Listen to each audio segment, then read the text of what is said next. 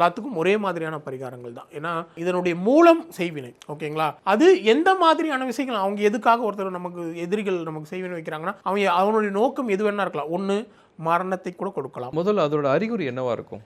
அறிகுறி அப்படின்னு பார்க்கும் பொழுது நம்மளுடைய சுய கட்டுப்பாடு குறைகிறது, எதிர்மறை சிந்தனைகள் அதிகரிக்கிறது, பய உணர்வு அதிகரிக்கிறது, அப்புறம் இந்த வீட்டில் வந்து சவுண்டு கேட்குது. ஓகேங்களா? எது எடுத்தாலும் ஒரு தடைகள் வர்றது. ஓகேங்களா? அதே நேரத்தில் சின்ன சின்ன பிரச்சனைகளும் வீட்டில் வந்து சின்ன சின்ன பிரச்சனைகளும் பெரிய பிரச்சனைகளாக மாறுறது.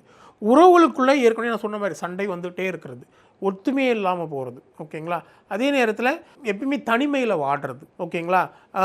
ஒரு எதிர்காலம் பற்றிய ஒரு பய உணர்வு, தன்னால் இப்படி தான் வாழ்க்கை இப்படியே போயிடுமோ இந்த மாதிரி விஷயங்கள், தற்கொலை எண்ணம் வர்றது, இது அப்புறம் உடல் நோய் நான் ஏற்கனவே சொன்ன மாதிரி இந்த மாதிரி நோய் என்னன்னே, அதாவது டாக்டர்கிட்ட போகிறோம், இன்றைக்கி ஒரு நோயின்னு சொல்கிறாரு, இது இருக்கலான்றாரு, ஆனால் டெஸ்ட் பண்ணி பார்த்தா இல்லை, அதுக்கப்புறம் வேற ஒரு நோயின்றாங்க இல்லை. ஸோ இதே மாதிரி ஒரு எதிர் சக்தி உடலில் கம்மியாகிறது. ஓகேங்களா? எந்த விஷயத்துலையுமே வந்து நல்லா கான்ஃபிடண்ட்டான ஆளுங்க, அவர் அப்படி இருந்தாருங்க இப்படி இருந்தாருங்க, ஆனால் இப்போது வந்து அவர் ஆளை மாறிட்டாருங்க, இந்த மாதிரியான ஒரு சூழல் வர்றது. இது எல்லாமே செய்வினையோட பாதிப்பு தான். MCR Pure Cotton Club, formals and casual shirts.